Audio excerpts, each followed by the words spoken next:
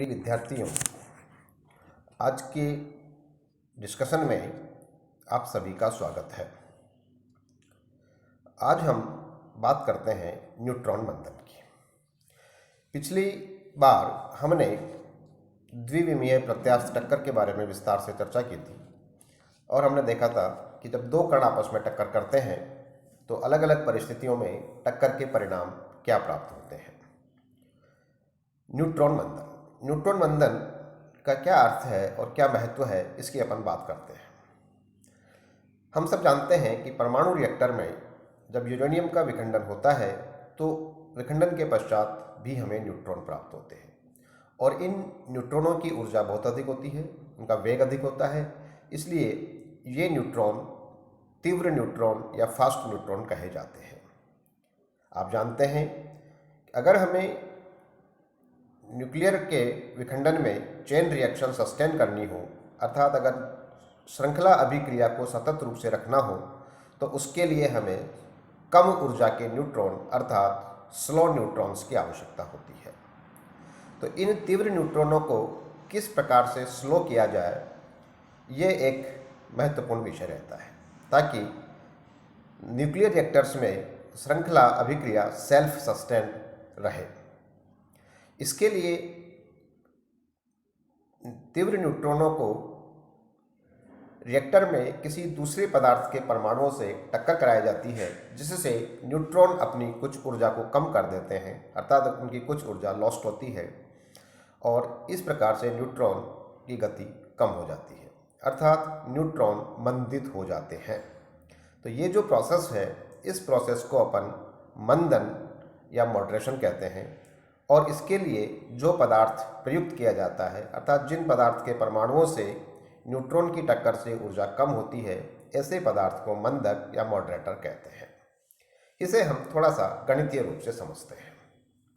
मान लीजिए m द्रव्यमान का न्यूट्रॉन प्रयोगशाला फ्रेम में u1 वेग से गति करता हुआ m2 द्रव्यमान के एक स्थिर मंदक परमाणु से अप्रत्यास्थ टक्कर करता है। मान लें इस निकाय में, जिस निकाय को अपन कह रहे हैं कि m1 द्रव्यमान का न्यूट्रॉन जो u1 वेग से गति कर रहा है और m2 द्रव्यमान का स्थिर मंदक परमाणु, इस निकाय के cm का वेग होगा vcm बराबर m1u1 upon m1 plus m2। इस इक्वेशन को मैं इस प्रकार से लिख रहा हूँ, u1 upon m1 plus m2 upon m1। मान लें कि m2 अपॉन m1 को किसी एक अलग राशि a से हम व्यक्त करते हैं, that means a equal to m2 upon m1। तो ये हमारा cm फ्रेम का जो वेग है वो लिखा जाएगा u1 अपॉन 1 प्लस a। मान लीजिए cm फ्रेम में न्यूट्रॉन व मंदक परमाणु के वेग क्रमशः u1 डैश व u2 डैश है। तो गैलीलियन रूपांतरण के अनुसार हम लिखेंगे u1 डैश बराबर u1 माइनस vcm, और अगर अपन vcm का मान उपरोक्त समीकरण से प्रयुक्त करें और इसे हल करें तो ये इक्वेशन प्राप्त होगी हमें u1 डैश बराबर a u1 upon 1 plus a। इसी प्रकार आप u2 डैश के लिए हल करेंगे तो प्राप्त करेंगे minus u1 upon 1 plus a।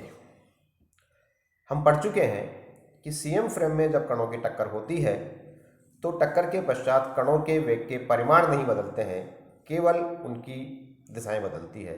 अतः टक्कर के पश्चात वेग अगर v1 डैश और v2 डैश हो तो इनके परिमाण लिखे जाएंगे v1 डैश का परिमाण बराबर u1 डैश का परिमाण तथा v2 डैश का परिमाण बराबर u2 डैश का परिमाण।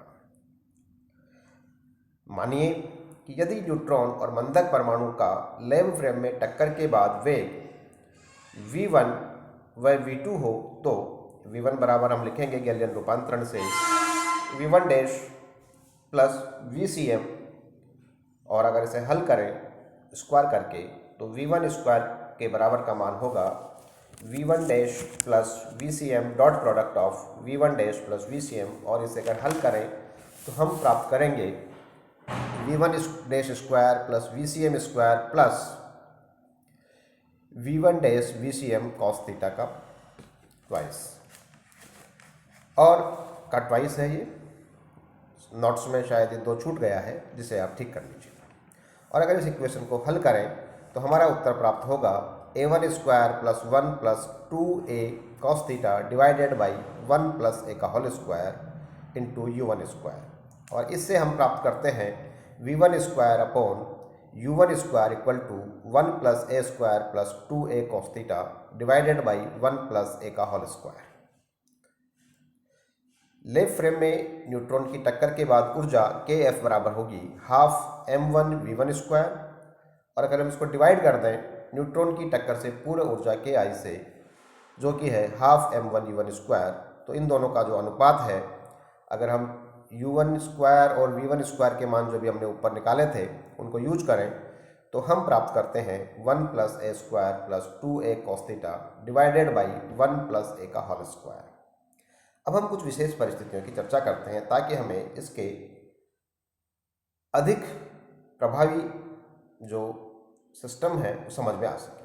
मान लीजिए कि हमारी टक्कर इस प्रकार से होती है कि थीटा इक्वल टू 0, अर्थात टक्कर के पश्चात सीएम फ्रेम में कणों की गति की दिशा नहीं बदलती है। तो थीटा इक्वल टू अगर 0 लिखें तो कॉस थीटा इक्वल टू 1, और उस केस में अगर हम देखेंगे तो हमें मिलता है kF अपॉन ki बराबर 1, अर्थात इस प्रकार की टक्कर में न्यूट्रॉन की ऊर्जा में कोई परिवर्तन नहीं होता है। दूसरा ले लें थीटा इक्वल टू पाई, अर्थात टक्कर के पश्चात न्यूट्रॉन अपनी प्रारंभिक दिशा के विपरीत दिशा में गति करता है।